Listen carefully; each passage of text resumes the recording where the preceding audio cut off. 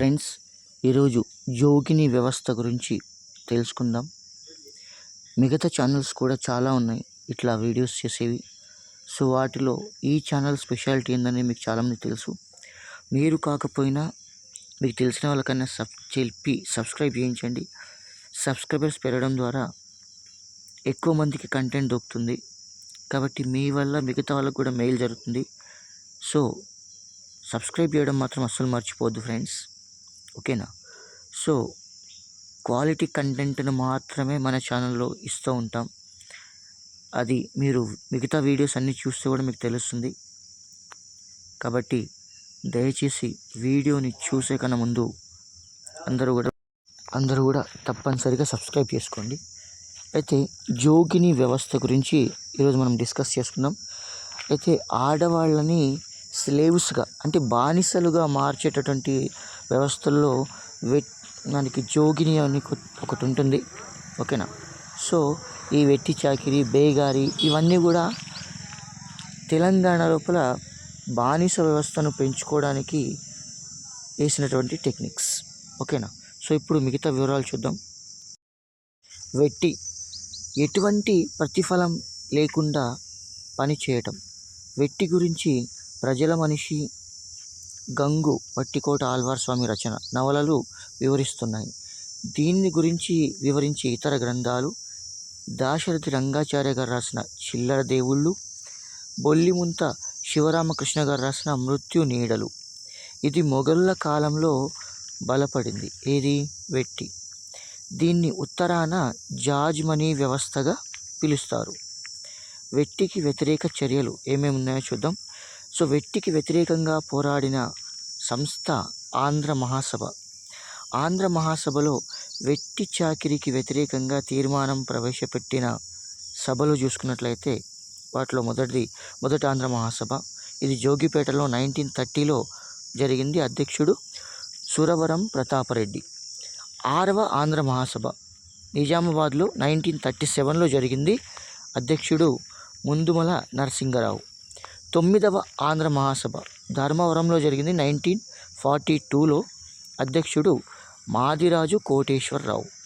1923 March 20న ఈ date రోజు ఏడవ నిజాం వెట్టిని నిలిపేస్తూ ఒక ఫర్మానా అంటే ఒక గజెట్ని రిలీజ్ చేయడం జరిగింది. నెక్స్ట్ బఘేలా. రైతులపై విధించిన పన్నును తీర్చలేక దాసుడుగా మారి బకాయికి ప్రత్యామ్నాయంగా వెట్టి చాకిరీ చేసేవాళ్ళు. సాధారణంగా వీళ్ళు వ్యవసాయ బానిసలు. 1930లో నిజాం ప్రభుత్వం బఘేలా అగ్రిమెంట్ సొల్యూషన్ను బఘేలా నిర్మూలన కోసం తీర్మానించింది.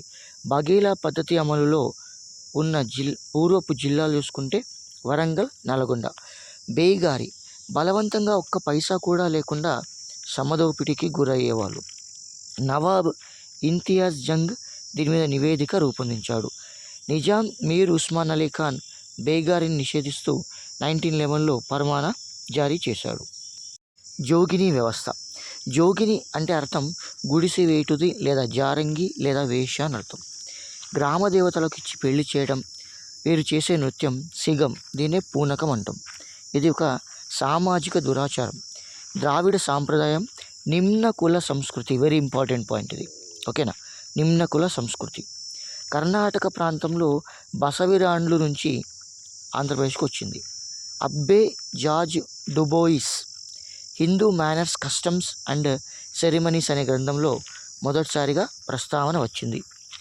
కాకతీయ, రెడ్డి, వెలమరాజుల కాలంలో అధికంగా ఉండేది. దక్షిణ భారత్లో పల్లవులు, పాండ్యుల సంగమ సాహిత్యంలో ఆధారాలు ఉన్నాయి. చోళుల కాలంలో ఈ వ్యవస్థ ఎక్కువగా ఉండేది. జోగిని వీరశైవ సాంప్రదాయానికి చెందింది. జోగిని అంటే అవివాహిత యువతులను, బాలికలను స్త్రీ దేవతకు ఇచ్చి పెళ్లి చేయడం. బసవి అంటే అవివాహిత యువతులను, బాలికలను దేవుడికి ఇచ్చి పెళ్లి చేయడం. జోగిని వ్యవస్థకు వివిధ రాష్ట్రాల్లో వేరే పేర్లు ఉన్నాయి. అవి చూద్దాం ఒకసారి. కేరళలో మహరి నంగైనార్ తెవిడిచ్చిస్. అస్సాంలో నాటి కడిపస్ కుర్మపాస్, ఓకేనా? సో నెక్స్ట్ చూసుకున్నట్లయితే మహారాష్ట్రలో మురళీ దేవాలి. తమిళనాడులో తెవేడియార్ దేనార్. కర్ణాటక రాయలసీమలో చూసుకుంటే బసవి నాయక్సాని రంగసాని. నెల్లూరు చిత్తూరులో మాతమ్మ తాయమ్మ. తెలంగాణలో జోగిని సాని భోగం. కరీంనగర్లో పార్వతి శివసత్తులు. ప్రకాశం మాతంగి. విజయనగరం తాయారమ్మ. జోగిని వ్యవస్థ అధికంగా గల జిల్లా కరీంనగర్. జోగిని వ్యవస్థ లేని జిల్లా ఖమ్మం. ప్రముఖ రచనలు చూసుకున్నట్లయితే గ్రీకు చరిత్రకారుడు హెరోడోటస్ బాబిలోనియాలోని మైలెట్ల దేవాలయంలో స్త్రీల శీలాన్ని అర్పించారని పేర్కొని రాయడం జరిగింది. సో గ్రీకు చరిత్రకారుడు హెరోడోటస్ బాబిలోనియాలోని మైలెట్గా అనే దేవాలయంలో స్త్రీల శీలాన్ని అర్పించారని చాలా క్లియర్గా పేర్కొన్నాడు అన్నట్టు. ఓకేనా. సో నెక్స్ట్ చూసుకున్నట్లయితే విజయనగరంలో తాయారమ్మగా చెప్తాం. ఓకేనా, రైట్. జోగిని వ్యవస్థ అనే పుస్తకం రాసింది వకులాభరణం లలిత. జోగిని అనే బుక్ రాసింది శాంతి ప్రబోధ.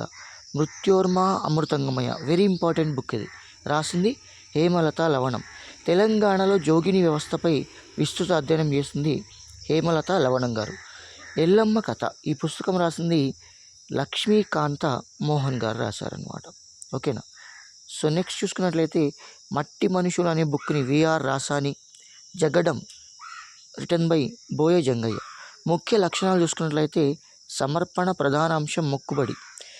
దేవతలు ఆకారంలో కర్రను నేలలో పాతి పసుపు కుంకుమలతో పూజ నిర్వహిస్తారు. పోతురాజులు వీళ్ళని దేవాంతలు అంటారు. వీళ్ళు మంగళసూత్ర ధారణ చేస్తారు. గ్రామ దేవత పండుగని ఊర పండుగ అంటారు. మంగళ ధారణ జరిగిన అమ్మాయిని నిత్య సుమంగళిగా చెప్తారు. గ్రామ దేవతల అధికారిక పూజారి పోతురాజు.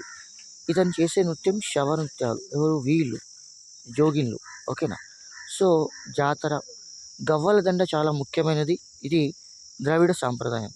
పుట్ట, వేప చెట్టు మొదట్లో ఉండే గ్రామ దేవతకు చిహ్నం అన్నమాట. ఇవి మనకి చాలా ఇంపార్టెంట్ అంశాలు.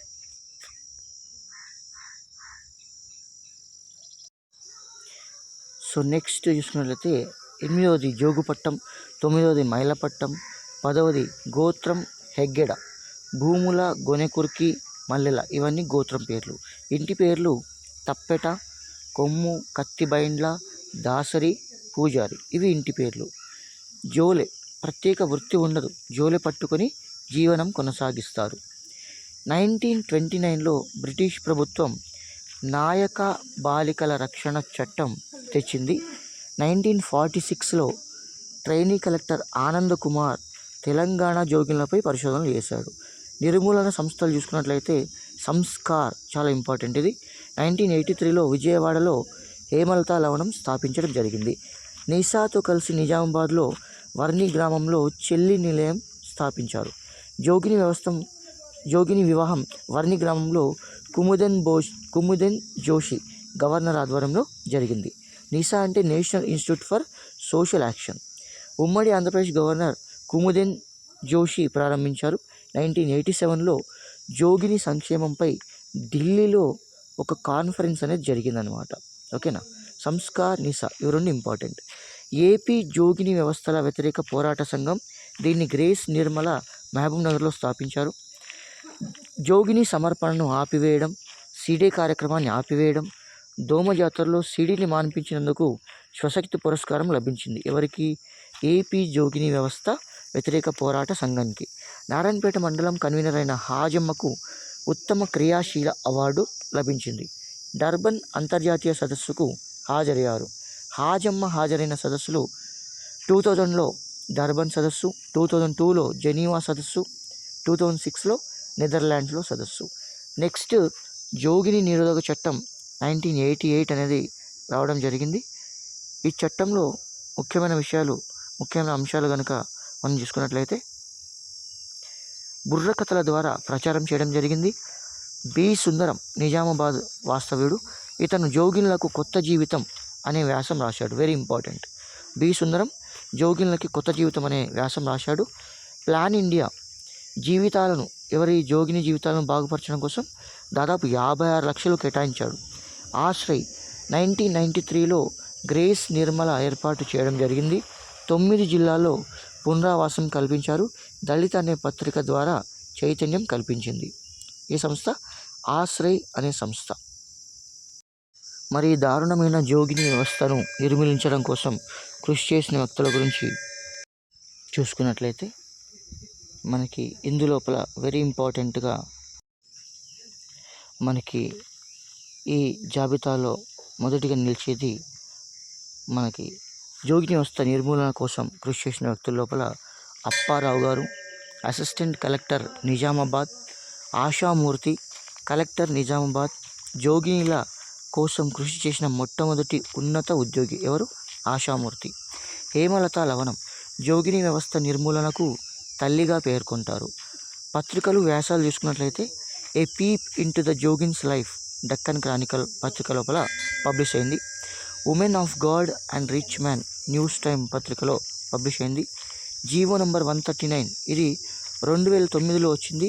పాఠశాలల్లో తల్లి పేరుతో ప్రవేశాలు చేయడం దీని ప్రధానమైనటువంటి ఉద్దేశం. తర్వాత దీనిలో రఘునాథరావు కమిషన్ అని ఒక కమిషన్ ఉంటుంది. ఈ కమిషన్ తన నివేదిక లోపల చాలా అంశాలు పేర్కొనడం జరిగింది. ఇది ఏకసభ్య కమిషన్ అన్నమాట. 2015 ఫిబ్రవరిలో నివేదిక ఇచ్చింది. నివేదిక ప్రకారం 80,000కు పైగా దేవదాసులు ఉన్నారు. అధికంగా కరీంనగర్, నిజామాబాద్లో ఉన్నారన్నమాట. ఓకేనా. సో నెక్స్ట్ చూసుకున్నట్లయితే 1978లో ప్రత్యూష అనేది సినిమా, జోగిని వ్యవస్థ మీద తీసిన సినిమా ప్రత్యూష. దీని డైరెక్టర్ జె వెంకటస్వామి. స్వైరీ ఫిలిమ్స్ పతాకంపై నిర్మించారు. షూటింగ్ నిజామాబాద్ నవీపేట మండలం గోదావరి తీరంలో జరిగింది. జోగిని దేవదాసి వ్యవస్థ గురించి తెలిపే శాసనం జోగిమర శాసనం, క్రీస్తు పూర్వం 3 సంవత్సరం లోపల. అయితే హిందూ వారసత్వ చట్టం 1956 ప్రకారం జోగిని దేవదాసులకు తండ్రి ఆస్తిపై సమాన హక్కును కల్పించారు. సో తెలంగాణలో జోగిని సంస్కరణకు పూల్కొన్న తొలి వ్యక్తి భాగ్యరెడ్డి వర్మ. దీని కారణంగా నిజాం ప్రభుత్వం 1934లో జోగినిని నిషేధిస్తూ ఒక చట్టాన్ని చేసింది. హైదరాబాద్